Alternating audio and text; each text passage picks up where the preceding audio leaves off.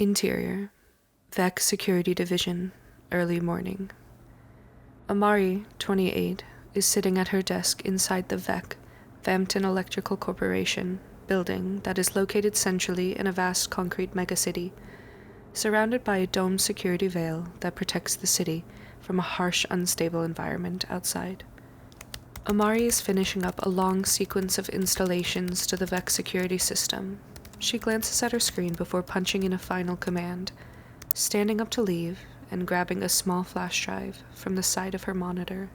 Amari quickly grabs a few things and turns from her desk.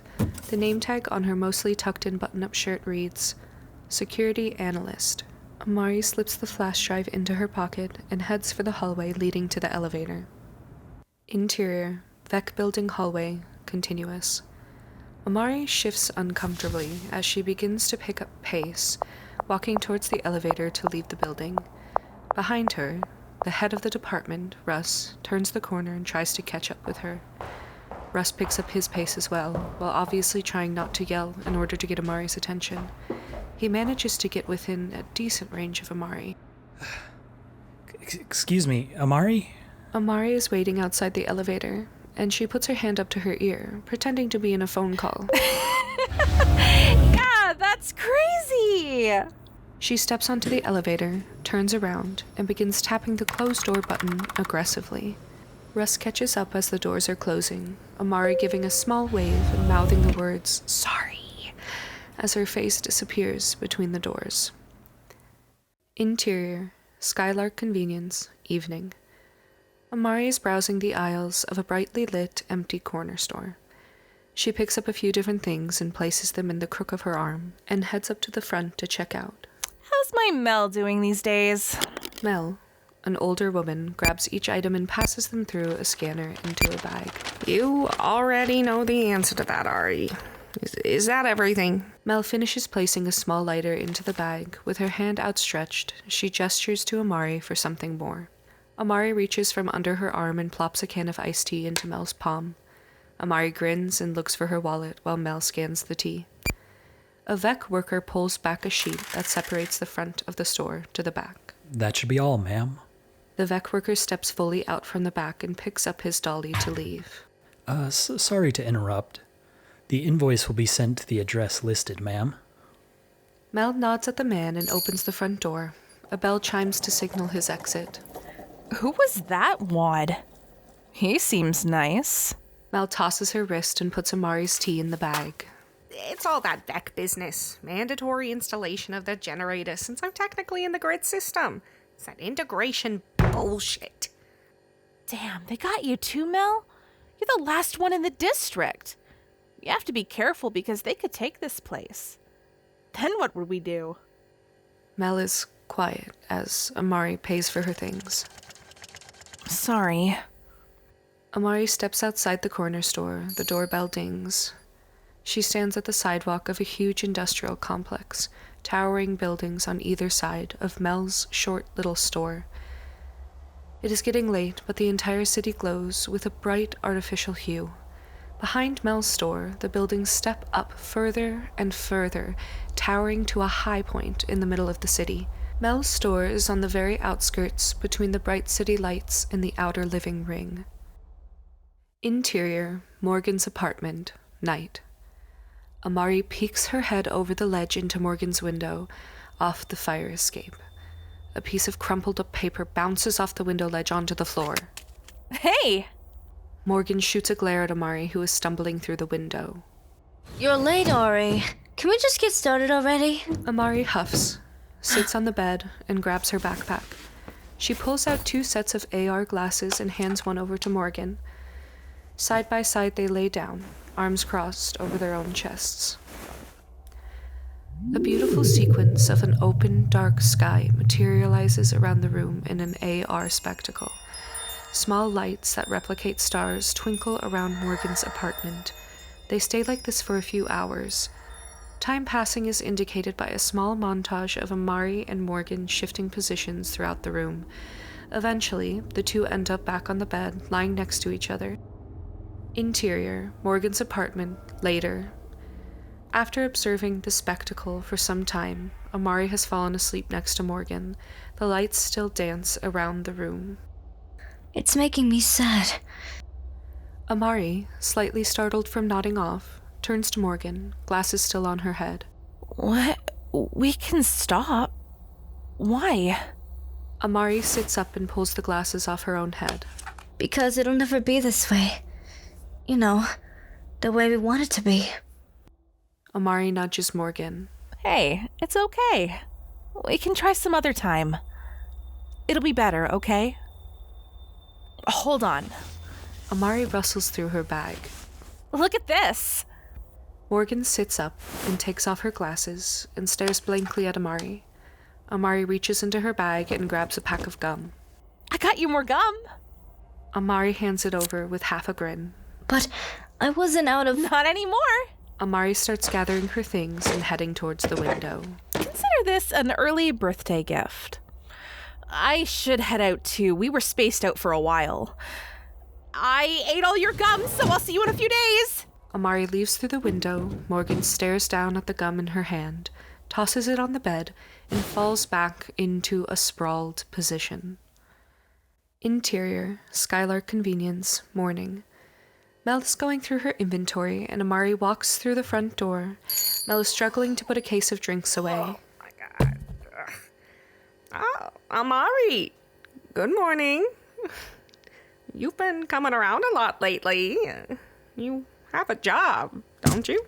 Amari grabs the crate of drinks from Mel, places them near the fridge door. Morning. Is that an offer? Mel continues to stock the tea. She stops. Oh. Hear me out, Amari. I'll give you a tea if you stock them.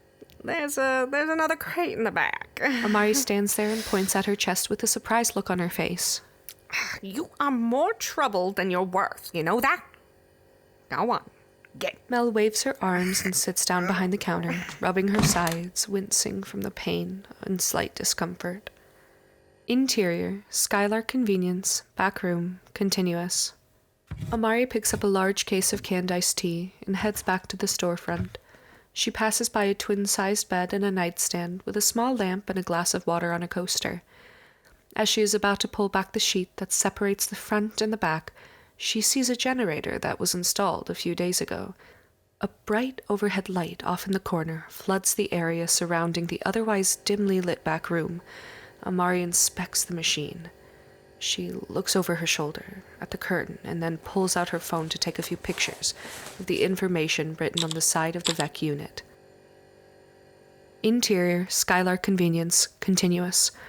Amari hurries through the dividing sheet and bends down to start shoving iced tea cans in the empty slots in the fridge.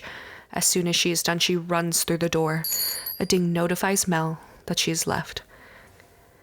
Mel turns to the swinging door, grabs the iced tea can, and peers outside. Amari! Mel comes back inside. She huffs, and then she puts the tea in the open fridge and shuts the door. Interior, Amari's apartment, morning to night. Amari is sitting at her desk. She's frantically typing on an open program. She switches back and forth between monitors and pulls out her phone. She plugs it in, and images of the V.E.C unit pop up in a window. Amari pats her chest pockets and moves down to her pants, looking for the flash drive. She pulls out a small drive and plugs it into her computer. Time-lapse. Amari is working at her desk as the day slowly turns to night. A bright glow can be seen, growing as the sun goes down. It is leaking through her window, coming from the V.E.C building in the center of the city. Amari hovers her hand over the initiation button. She presses the screen, and shutdown sequence appears in bright green text across the monitor. 30 minutes and counting. She sends a text to Morgan. The texts read, "Meet me at Mel's for a surprise." A few seconds later, "Hurry." Amari grabs her backpack and is out the door. Interior, Skylark Convenience, night. Amari greets Mel. She's peering over her crossword book and she raises her eyebrows at Amari to acknowledge her coming in. Hey, I'm pretty sure I dropped my lighter in the back when I did that inventory the other day. You mind if I... Amari gestures to the back. Mel nods her head in the direction of the curtain, and she shuffles back. Interior, Skylark Convenience, back room, continuous. Amari runs over to Mel's backup generator. She opens the panel and is greeted with an old touchscreen with 3 options: red, blue, or green. Amari holds down the blue button and initiates manual control. It starts up and she hears a ding from the front, signaling that another customer has just come in.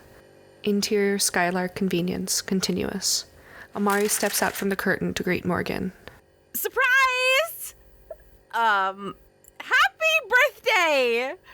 Amari heads to the main floor and grabs a bag of chips. Grab what you want. It's on me tonight. Ori, you really didn't have to do anything. Psst. I insist. Come on. Amari is interrupted by a hug from Morgan. Amari looks down at her watch while being squeezed. It has just clicked from 13 minutes to 12. Morgan goes and grabs a few things and lays them out on the counter. Big spender. Morgan and Mel chat, and Amari nervously glances down at her watch again. 10 minutes. Mel puts everything in a bag, and they head for the door. Hey, I just want to say that... Follow me.